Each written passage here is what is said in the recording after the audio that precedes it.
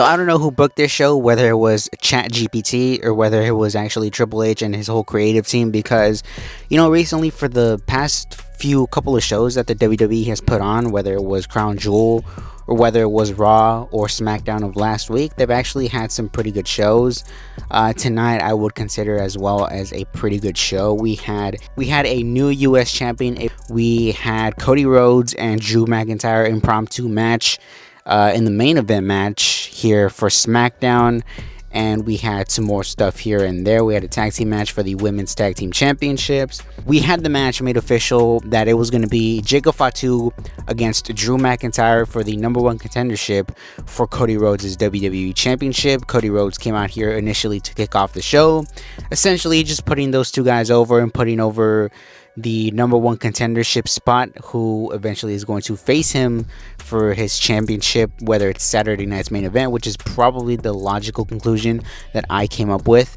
But regardless, there was a lot of rumors heading into this SmackDown, because apparently there's rumors as far as Jacob Fatu, because Jacob Fatu, he's going through an undisclosed injury. Now, what that is, I'm not really sure. I don't really know, because the extent isn't really revealed to us. But at the very least, I think I seen that he could be gone for at least up until WrestleMania, if not past that.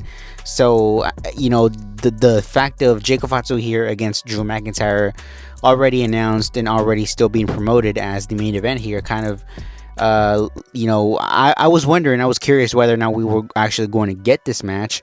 And it turns out we did not get this match. This was an injury angle where somebody took him out. It's led to believe that this is Drew McIntyre, although, of course, we don't know. Drew McIntyre was claiming that it wasn't him. I kind of came up with a random theory. I said, what if it was Randy Orton, and Randy Orton was the guy behind taking out Jacob Fatu because he doesn't want, because he wants to protect Cody Rhodes. But this brought out Drew McIntyre. Drew McIntyre was essentially claiming that he was the number one contender and that he wanted to be acknowledged as the number one contender. Out came Nick Aldis and started to address Drew McIntyre on whether or not he would actually do this. And then Cody Rhodes comes out here and makes an impromptu match, literally challenges Drew McIntyre to an impromptu match. He mentioned the word championship, like title match. He mentioned that. But officially, we did not really even know whether or not this was a title match. Cody Rhodes was still in his suit. He had this match in his suit. This is probably, I would say maybe a 5 or 6 minute match, with the majority of the match happening outside of the ring. Eventually, Cody Rhodes, the babyface that he is, smacks Drew McIntyre in the face with his championship title, and the match is called off as a disqualification, but these two guys are brawling still around ringside. Cody attempts to cross Rhodes on the announcer table, but gets interrupted by a plethora of security guards. Now, I think I'm not alone in thinking that we were potentially going to witness a championship title change here, because, not to say anything about Cody or anything, but I think, sometimes we kind of feel like we need to spice things up, right? I mean, just take a look at Raw, right? Raw, you had Braun Breaker turn on Seth Rollins, and just look at how much, interest is now garnered into that storyline and garnered into that show. A lot of people now want to see what's going to happen this coming Monday night as far as division goes. Now, is that the same for Cody Rhodes and Drew McIntyre? I say, why not, bro? I say you have nothing to lose. Drew McIntyre is an established name that can carry the championship. Why not just give it to him? But eventually, I know they're going to run a potential rematch here between Cody and Drew at Saturday night's main event, and potentially maybe involving Randy Orton in the future. Although I really did enjoy this type of stuff here, because this is what SmackDown needs. It needs a sense of unpredictability, because how many times in the last couple of months have you watched SmackDown and literally you were so knowledgeable as far as what was going to happen? Like, you could have already predicted the entire show, and this just kind of screamed here like unpredictability, like, hey, finally they're doing something out of the box, out of the ordinary, and that's kind of what they need to do going forward. The next significant thing that we had here on this show was the Sami Zayn Open Challenge. They mentioned on commentary that this was the 7th week in a row where Sami Zayn has defended his United States Championship in an open challenge here. At first, we thought it was going to be The Miz, because The Miz came out here, but then Carmelo attacked him. taking Miz out of this match, out of the equation here. And then we get the returning Ilya Dragunov, who's been off, I think, for a year, maybe 13 months, 14 months, whatever it was. He's been out of WWE for a long time. They mentioned it was for his knee. And of course, Ilya and Sami put on a great match here for the US Championship. At the end, though, we have Solo Sikoa come out here and create a distraction for Sami Zayn, giving Ilya the opportunity to capture the United States Championship. And Ilya Dragunov is your new United States Champion. I felt two ways about this decision.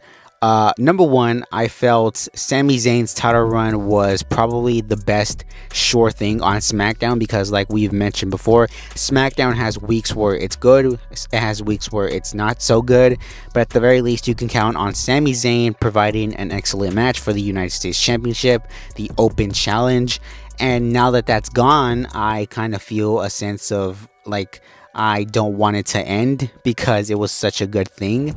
But at the other hand, I am also very happy for Ilya Dragunov, because I feel like, you know, if you have him return and if you have him lose, it kind of hurts him in a sense. But also, I feel like him having the win here, it establishes him to the wider audience here that he is a big time player and should be considered as one. But definitely the highlight of the entire night was this match. We then had Solo Sikoa and his MFTs attack post match both Ilya and Sami Zayn. This eventually brought out the Wyatt Six minus Uncle Howdy, and again they kind of do the stare down, the tease. The crowd here was, I guess you could say, they were into it. They were chanting holy shit. I don't really know if I'm fully on board with this, just because the MFTs, they've been considered a joke for so long. I don't think I can really take them seriously at this point. And the Wyatt Six, I don't hate them, but I just don't really feel anything when they're on my television screen. And I know deep in WWE's mind, they kind of have this theory where they feel like this is the Shield against the Wyatts back in the day, where it's like, you know, these two teams, they can't be contained, they have to do a War Games match or something, which I hope really isn't the case, because I don't think these two teams really need a War Games match, nor do they deserve it. I think at the very least, if you want to have these two teams square up in a match against each other, at the very least do 5-on-5 or 4-on-4, whatever it is, traditional Survivor Series tag team match. Have, you know, something sprinkled in there to take away from War Games, because we have 2 War Games matches at the minimum, and then, you know, we should at the very least change it up, switch it up a little bit here and there, and have a traditional Survivor Series tag team match. But post your comments down below, let me know what you thought of tonight's episode of SmackDown, and until next time, I will see all of you on the next one.